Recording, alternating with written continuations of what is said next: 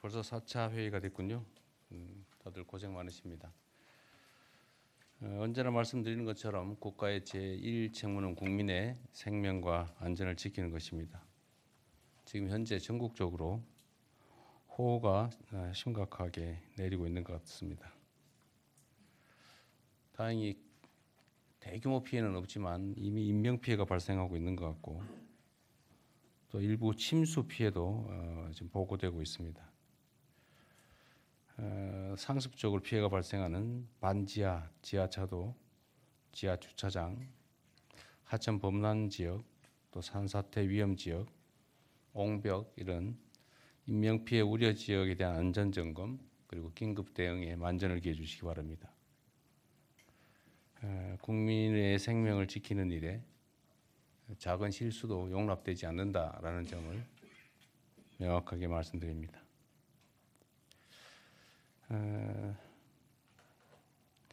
산업재해로 인한 사망사고 소식이 계속 들려오고 있습니다. 근데 그 내용들을 보면 아니, 아직도 이런 사고가 이런 식으로 발생하나? 라는 생각이 들 때가 있습니다. 돈보다 생명이 훨씬 귀중한 것인데 일선에서는 생명보다 돈을 더 귀히 여기는 경향이 없지 않고 특히 안전을 비용으로 생각하는 경우가 상당히 많이 있어 보입니다. 우리 사회 풍토에 관한 것이기 때문에 기본적인 원칙들을 잘 지켜나갈 수 있으면 좋겠습니다.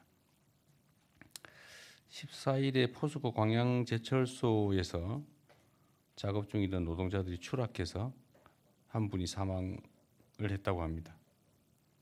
사고 원인을 신속하게 또 철저히 조사해서 안전조치 등 미비점이 없는지에 대해서 신속하게 확인하고 그 잘못에 대해서는 엄중하게 책임을 물어야 될 것입니다. 전 세계에서 또는 OECD 국가 중에 산업재해율 또는 사망재해율이 가장 높다고 하는 이 불명예를 이번 정부에서는 반드시 끊어내야 되겠습니다. 삶의 터전이 되어야 될 일터가 죽음의 현장이 되지 않도록 해야 될 것이고 그러기 위해서는 필요한 정부 내 현실적인 조치들이 좀 필요할 것 같습니다. 한번 말씀드렸던 것 같은데 산업 안전 업무를 실제로 담당할 근로감독관들을 약 한 300명 정도라도 신속하게 충원해가지고 또 예방적 차원에서 산업 안전 조치를 제대로 하고 있는지 현장 점검을 불시에 상시적으로 해 나가시길 바랍니다. 그리고 지방 공무원들 또는 뭐 중앙 공무원도 상관없지만 공무원들한테 특별사법경찰관 자격을 신속하게 부여해서 현장에 투입하는 대안도 검토해 주시기 바랍니다. 지금 복지 사각지대 문제가 또 현실화된 것 같습니다.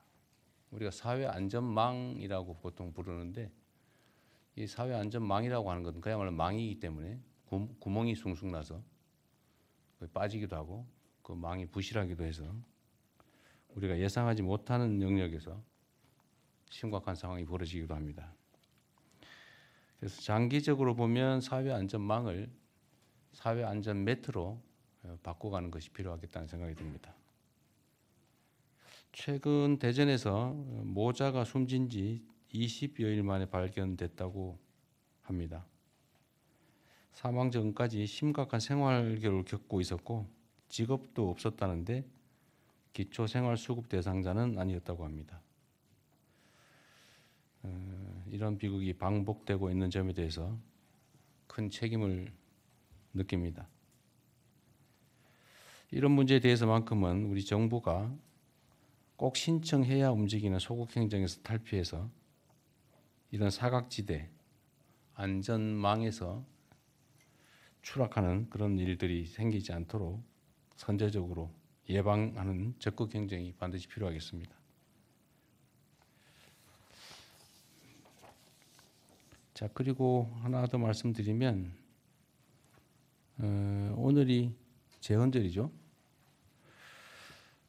재헌절이 한때는 아마 공휴일이었던 것 같습니다. 그런데 지금은 이제 공휴일이 아닌데, 물론 어떤 정책적 필요에 의해서 했겠지만 작년 12월 3일 군사 쿠데타 사태를 겪으면서 우리 국민들이 그야말로 헌법이 정한 것처럼 주권자로서의 역할, 책임을 다해서 결국은 민주 헌정 질서를 회복했습니다. 7월 17일 헌법이 제정 공포된 날을 기념하는데 소위 절로 불리는 국가 기념일 중에서 유일하게 휴일이 아닌 것 같아서 향후에 재헌절을 특별히 좀 기릴 필요가 있기 때문에 휴일로 정하는 방안을 한번 검토해 봤으면 좋겠습니다. 그래서 7월 17일 재헌절이 되면 국민이 국가의 주인이라고 하는 헌법 정신을, 국민 주권 정신을 한번 다시 되돌아보는 그런 좋은 계기로 만들었으면 어떨까 하는 생각이 듭니다. 이상입니다.